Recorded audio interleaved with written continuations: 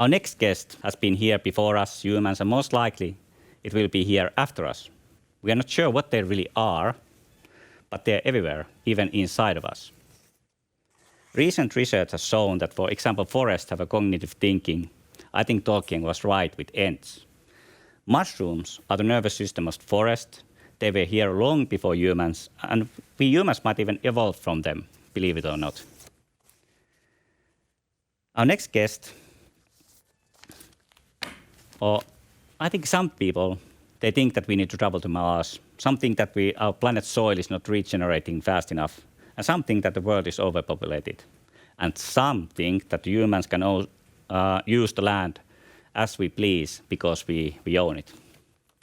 But have you ever thought what the nature think of us and humans?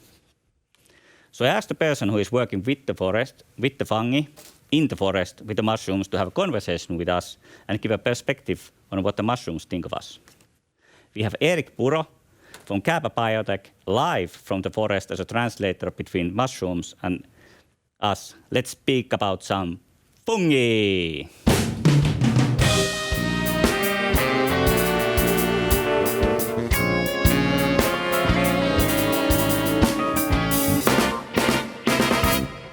All right. Eric, can you hear us? How are you? Okay, let me get my microphone. Okay, can you hear me? Fantastic. Connection. Yeah. Where are you, Eric? I'm in the forest. There's mushroom logs behind me. Let's see, what do we got? We got some moss growing right here with some algae, which is also a fungi. I got my fungi hat on. This is actually made from fungus. Oh dear. You can light this on fire and start a fire if you need to really bad. Yeah, I'm doing great, and I'm in the happiest place on earth, a Finnish koivumetsä. Yeah, I would love to be over there, and practically I would like to live in a Finnish koivumetsä as well. So you are a CEO of a Kääpä Biotech company. So tell us a little bit on what Kääpä Biotech actually does, or Kääpä Forest as well. That's a great question. So Kääpä Biotech is basically this weird project that we've started that we've convinced about 25 people to join, where we are just constantly looking at what fungi has to offer, right? I mean, what are the different benefits of these kind of fungi?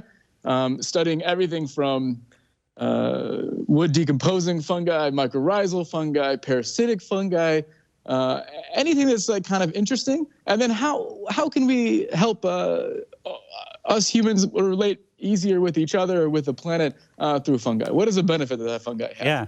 So is that the reason? Yeah. So how did you start the whole Kääpä Biotech thing? How did it originate? Where did it came from? I think every good idea originates in the sauna. Is that correct? Yeah. So it was in the sauna. So I had a good friend over. He was a mycologist, and he said, Eric, this is all the stuff that fungi can do, and these are the things that we could be working toward. Do you want to make this company? And I said, absolutely. And then we made the company. All right, cool. And why do you think the fungi is so important that you're going to start a company with it? So fungi is basically connecting everything. If you zoom really far out, that's what fungi is doing, right? So they're connecting humans through compounds around psilocybin. They're connecting the forest through the mycorrhizal fungi. They're able to actually transition hormones between trees, help trees send signals in the forest. They're able to produce actually amazing medicine for us humans. They're also decomposing the waste that our human systems and also natural systems are creating. So, dead trees, plastic, radiation. They're going to ensure that the mistakes that our planet has made prior to this day will be cleaned up, and we're going to be just fine. Yeah, I love fungi. So you're working with mushrooms and fungi daily. So from your perspective, what do you think that the fungi thinks about humans? That's a good question. Why are humans so stubborn? Maybe. Or maybe why do humans believe that they're separate than nature?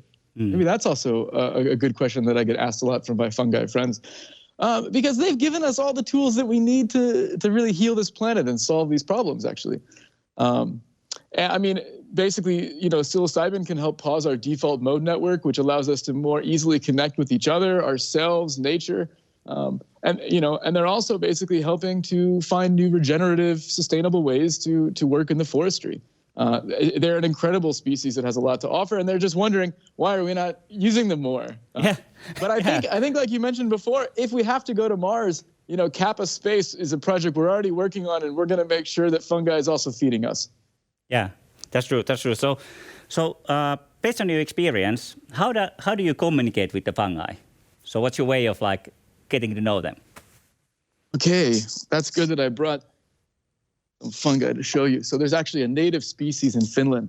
It's called Cordyceps militaris, and this is basically what it looks like. The dried fruiting body. Maybe you can take a look. And this fungi right here, this is actually colonizing insects. It's effectively going inside of their brains, and it's turning them into zombies. Whoa. And actually asking them to climb about 2 meters up into the tallest tree or piece of grass that they can find, in which case it sporulates out of their head like a big antenna and then starts to release its spores, which then colonize and keep the process going. And most people that I know are taking this medicine daily. So I think the mushrooms have found their ways into the brains of all humans at this point. There's no going back. We are one. Yeah, but I think I like it. But tell a little bit about the Kääpä foresting. How do you collaborate with forest owners in Finland? So we're working with over, at this point, it's now 300 hectares, actually, of Finnish forest owners. So we're helping them find new ways to create value in the forest with fungi. We're helping them to learn how to grow pakurikääpä or chaga mushroom. And this is a very high-value medicinal mushroom, highest antioxidants gram for gram, amazingly rich in secondary metabolites, including melanin, butylenic acid, and it's grown on living birch trees. So we can turn, for instance, one of these birch trees actually here behind me, we can turn one of these into medicine, actually. What an amazing thing to do. Yeah. So we're very excited about our Kääpä Forest division, and in that division we're working with a lot of rare and endangered species. So it's very important for us that our livelihood depends on finding the medicine for the next disease, right? I mean, shiitake has already been patented in the U.S. to help with COVID. So when we think about where is the source of our medicine for human beings, it's in the biodiversity of our fungal kingdom. So our company is very passionate about working with rare and endangered species with Luke and University of Helsinki and UPM to make sure that they're staying in the forest where they should be. Yeah, and you guys make as end products like things like this. This is the Ute.